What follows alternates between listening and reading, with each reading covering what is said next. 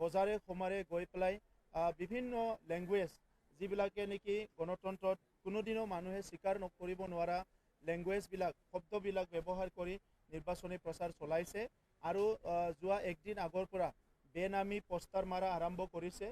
তেখেতসকলে দেখিবলৈ পাইছে যে এইটোৱে শেষ নিৰ্বাচন, ইয়াৰ পিছত আৰু BPFৰ বা নাঙলৰ ছবিত হয়তো কোনো নিৰ্বাচন খেলিবলৈ নাহিব আৰু 17 বছৰত যি দুৰ্নীতি অপশাসন হিংসাৰ যিটো পৰিৱেশ আছিলে এই পৰিৱেশৰ কাৰণে আজি বিটিআৰ অঞ্চলৰ ৰাইজে BPFত সম্পূৰ্ণভাৱে আওকাণ কৰিছে, তেখেতসকলক ৰিজেক্ট কৰিছে।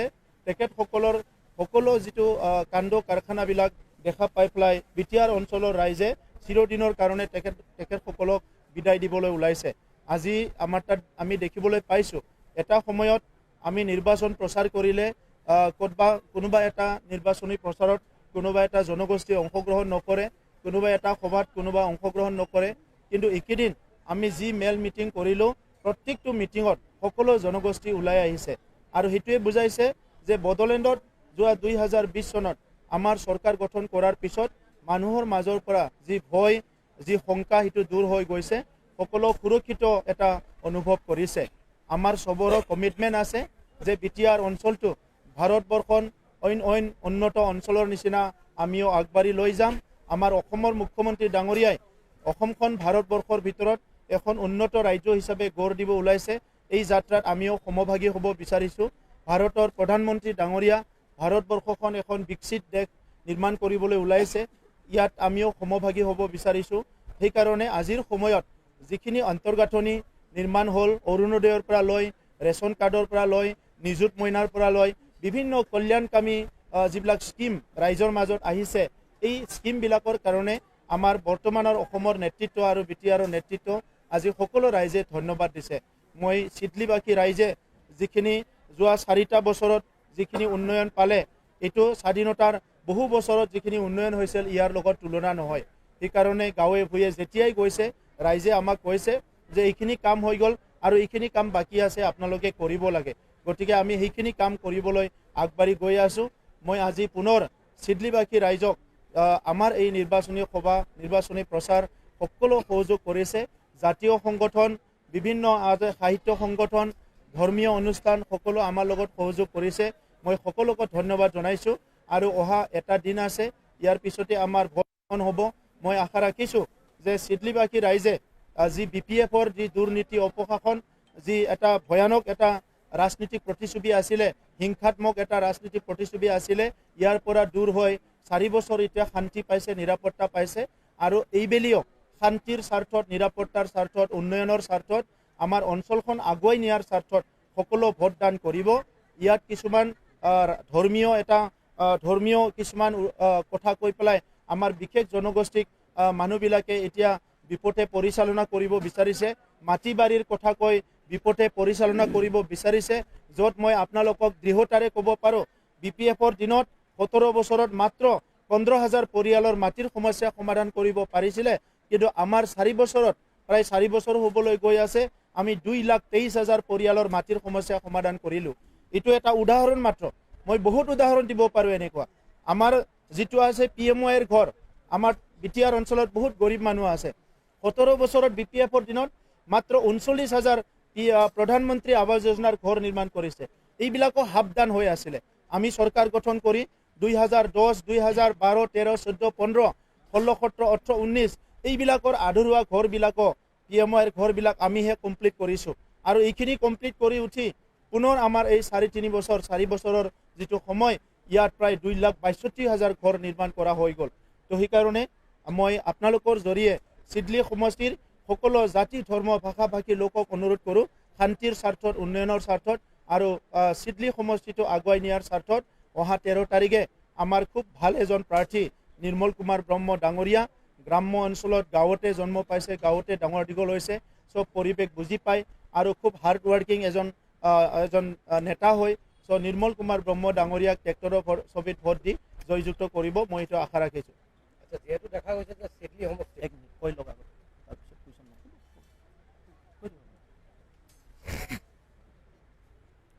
চিডলি সমষ্টিত BJP, AJP UPPL মিত্ৰজোঁটৰ প্ৰাৰ্থী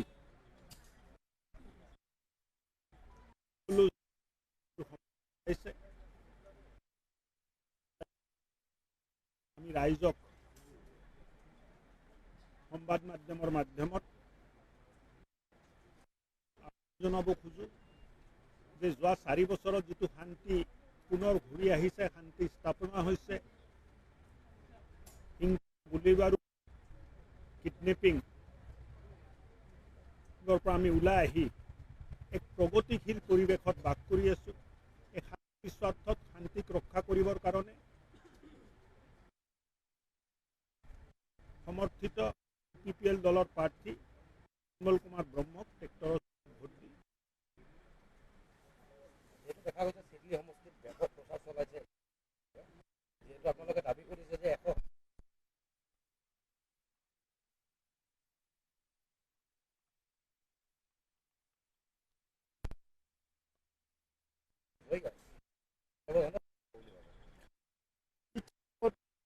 ক'ব লাগিব, যিহেতু বহু বছৰৰ পৰাই অঞ্চলৰ নিৰ্বাচন দেখা পাই আহিছোঁ। BPFৰ দিনতো নিৰ্বাচন বুলি ক'লে মানুহবিলাকে ভয়তে কঁপিছিলে যে নিৰ্বাচন বুলি ক'লে মাৰামাৰি হয়, নিৰ্বাচন বুলি ক'লে বিভিন্ন মানুহ মৰিব লগা হয়, তেনেকুৱা পৰিৱেশ আছিলে। এতিয়াতো সেই পৰিৱেশবিলাক নাই। সেইকাৰণে মই ভাবোঁ যে যদিও বাই ইলেকশ্যন, ইয়াত যিটো ভোটিং পাৰ্চেণ্টেজ এইটো বহুত ভাল হ'ব। আৰু নিৰ্বাচন প্ৰচাৰত গৈ যিটো দেখিলোঁ, এতিয়াও মই বেংটলৰ পৰা আহিছোঁ, হাতীচাৰৰ পৰা আহিছোঁ, তাত বহুত মানুহ ওলাই আহিছে, ৰাস্তাই ৰাস্তাই মানুহ চবতো মাত দি আহিব লগা হৈছে। মিটিং নহয়, এনেই ৰাস্তাই ৰাস্তাই মানুহ ওলাই আহিছে।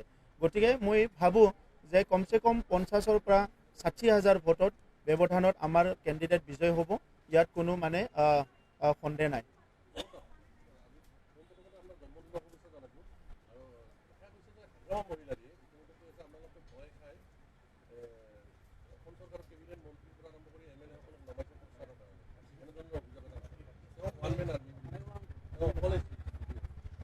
চাওক, ওৱান মেন আৰ্মি বুলি কোনোবা যদি গণতন্ত্ৰ দেশত কৈছে, তো তেখেতে গণতন্ত্ৰৰ ভাষাটো বুজি নাপায়।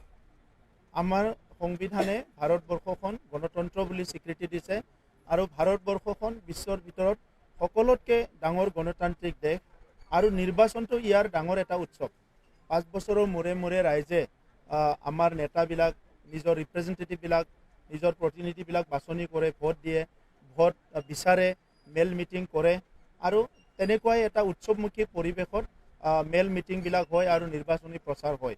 হাগ্ৰামা মহিলাৰী ডাঙৰীয়াৰ 17 বছৰৰ সময়ত তেনেকুৱা এটা পৰিৱেশ নাছিলে, কাৰণ তেখেতে যাৰ লগত এলায়েন্স কৰিলেও তেখেতে সেইখিনি সময়ত গণতান্ত্ৰিক এটা বাতাবৰণটো দিয়া নাছিলে বা গণতান্ত্ৰিক স্পেচটো দিয়া নাছিলে।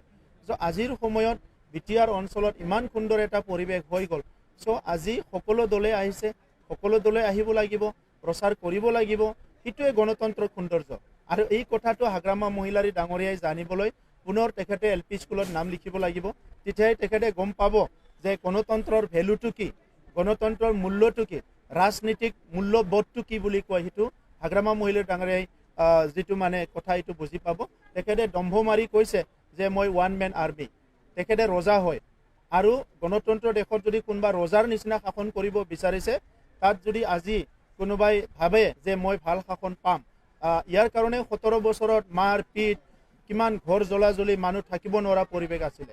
গতিকে আমাক ওৱান মেন আৰ্মি নালাগে, আমাক সুস্থ গণতন্ত্ৰ লাগে।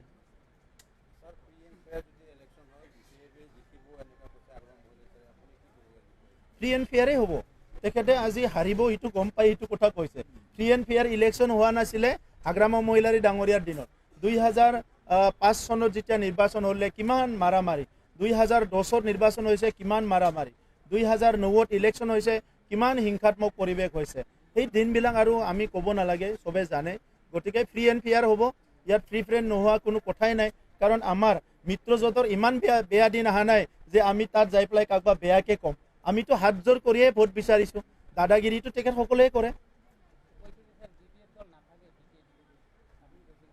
BPFL নাথাকে আৰু লাহে লাহে প্ৰত্যেকটো ইলেকশ্যনত তেখেতসকলৰ যি কেণ্ডিডেট, যি জিকাৰ যিটো নাম্বাৰ, এইটো কমি আহিছে প্ৰত্যেক ইলেকশ্যনত।